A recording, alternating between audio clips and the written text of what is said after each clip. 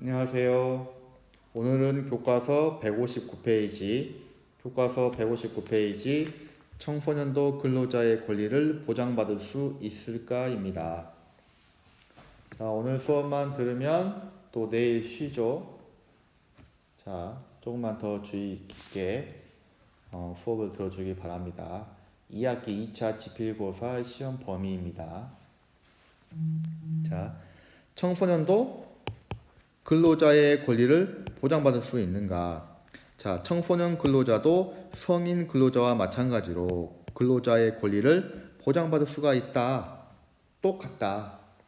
자, 헌법에서는 연소자, 어린 학생들의 근로는 특별한 보호를 받는다. 아무래도 신체적으로, 정신적으로 더 어리고 연약하기 때문에 보호를 받아야 된다. 노동법에서는 특별 규정을 통해서 밝히고 있습니다. 뭐가 있는가? 나이 제한이 있어요. 원칙적으로 15세 미만의 청소년이나 중학교에 재학 중인 18세 미만의 청소년은 근로자로 일할 수 없다. 꼭 기억해 주세요. 원칙적으로는 15세 미만의 청소년, 만 15세, 쉽게 말하면 중3, 중2 학생들은 아무리 돈을 벌고 싶고 그 말은 능력이 있고 일할 의지가 있다 하더라도 일을 하면 안 됩니다. 왜? 그 시기는 공부할 시기니까. 중학교에 재학 중인 18세 미만. 무슨 말이죠? 쉽게 이야기하면 학생들은 이렇게 이해하시면 돼요. 자, 이는 청소년이 의무 교육을 받는데 지장을 받지 않도록 하기 위함이다. 의무 교육. 중학교까지 의무 교육입니다. 의무 무상 교육이에요. 헌법에 중학교까지 나와 있습니다. 헌법이 아니고 일반법에도. 자, 그러면 중학생 때까지는 일하지 말고 돈 벌지 말고 국가에서 제공하는 교육을 받아라 이겁니다. 그래서 원칙은 이런데 항상 원칙은 깨질 수가 있죠. 왜? 정말 어쩔 수 없는 상황이 발생할 수 있죠. 예를 들어서 내가 가게 사장님이에요. 근데 일손이 부족해. 그래서 잠깐 초등학교, 중학교 아니던 때, 야, 너 저기 가서 잠깐 뭐 좀 갖다 주고 와. 이것도 어떻게 보면 하나의 노동 행위거든요. 그럼 거기에 대해서 아무리 엄마 아빠가 자식이라고 돈을 안 주고 그렇게 부려먹으면 그렇잖아요. 그래서 이렇게 말하죠. 야, 너 오늘 엄마 아빠 일 좀 도와주면 너 내일 용돈 1,000원 줄게, 2,000원 줄게, 뭐 이렇게 말합니다. 이것도 하나의 일종의 계약이죠. 어찌됐든 자, 15세 미만의 청소년이 일을 하기 위해서는 누가? 고용노동부 장관입니다. 고용노동부 장관.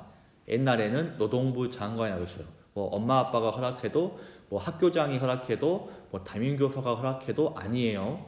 누가? 고용노동부 장관입니다. 고용노동부 장관이 발급한 취직 인허증이 있어야 한다.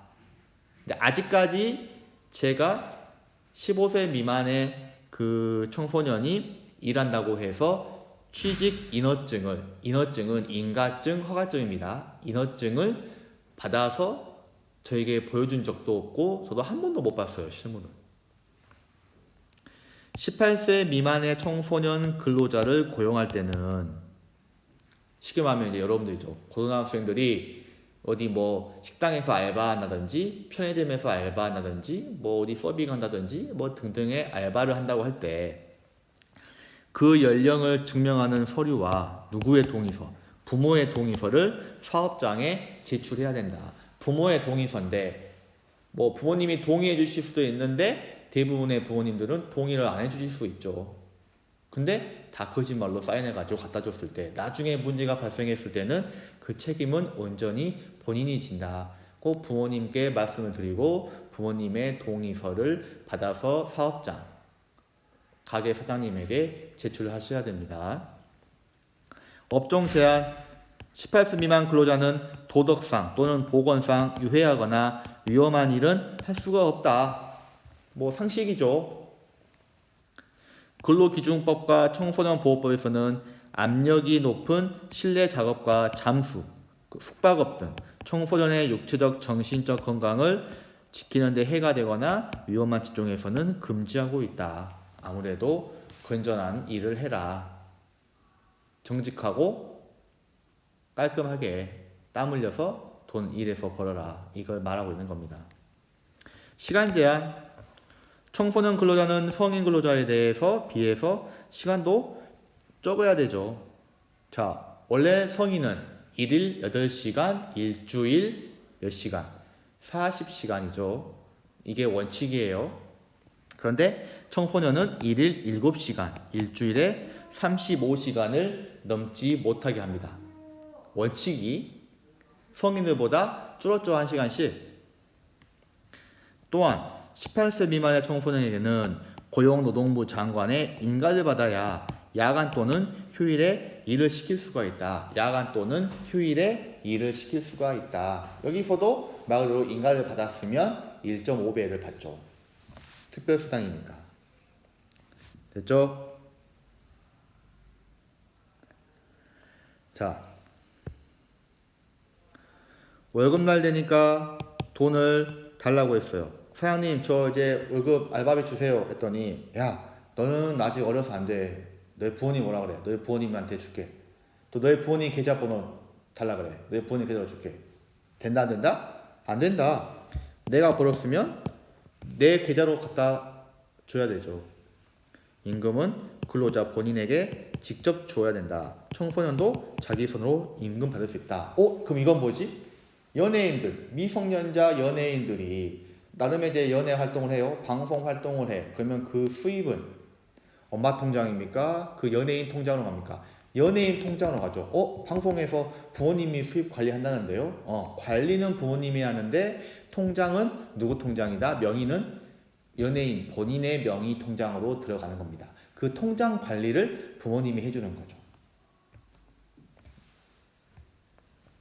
일하다가 잠깐 방심하는 바람에 손에 화상 입었어요. 주방에서 일하다가 뒤어버렸어요. 어떡하죠? 사장님은 야, 네가 잘못해서 네가 다친 건데 왜 내가 네 치료비를 주냐? 네가 해라. 된다? 안 된다. 보상해 줘야 된다. 관리 감독의 책임도 있는 겁니다. 월요일에는 일을 하지 않기로 했는데 갑자기 나오래요. 바쁘다고. 선생님 저 원래 약속인데요? 못 나온다고? 야 임마 지금 바쁜데 뭔 소리야. 너 안 나오면 너 그만둬. 된다 안 된다? 안 된다. 해고는 한 달 전에 미리 이야기해줘야 되죠. 그리고 통상임금 한 달치를 줘야 됩니다. 근데 뭐 단기 알바 이런 것은 안 되고요. 정식으로 직원으로 채용된 경우를 말하는 겁니다. 정식으로.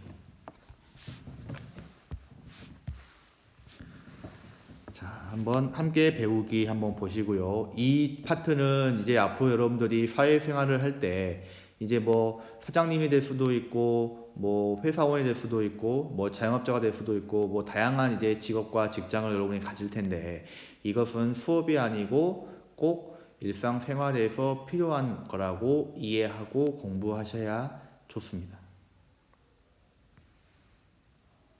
법에 의해 보장되는 근로자의 기본적인 권리 이해해라. 노동 3권, 단결권, 단체 교섭권, 단체 행동권 요 3개 있다고 말씀드렸고요.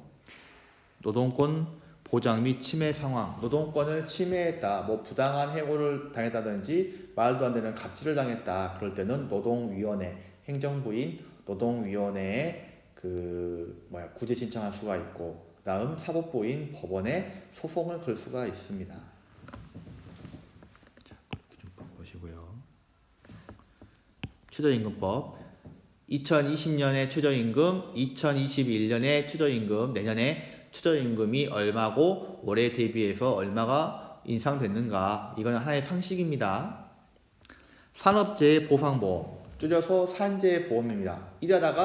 직장에서 일하다가 다치면, 개인적인 놀다가 다치면 안 돼요. 회사 일하다가 다치면 산재 보상을 받을 수가 있습니다. 아까 여기에서 말한 것처럼 일하다가 다쳤기 때문에 산재 보험에 가입되어 있다면 요 산재 보험 처리하면 됩니다.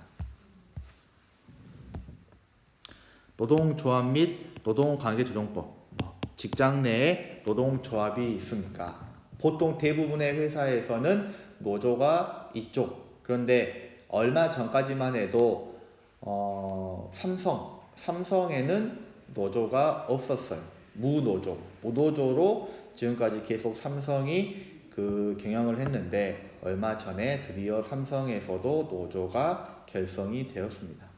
노동자들의 이익과 권익을 대변하기 위한 노조죠. 한번 읽어보시면 됩니다. 자, 스스로 확인하기. 근로계약을 체결할 때는 임금, 근로시간, 휴일 및 휴가 등등을 반드시 문서로, 서면으로 작성하게 해라. 근로자의 의사와 상관없이 사용자의 일방적인 의사로 근로관계를 종료한다. 뭡니까? 퇴직입니까? 해고입니까? 해고. You fire. 해고. 난 일하고 싶은데 사용자가 내 의사와는 상관없이 그냥 일하지 말라고 하는 겁니다. 근데 이런 해고에서도 정당한 사유가 있어야 돼요. 정당한 사유가 없는 해고는 아까 말한 것처럼 노동위원회와 법원에 소송을 걸 수가 있다. 사용자가 근로자의 노동 3권을 침해하는 행위는 부당 노동 행위라고 보시면 됩니다.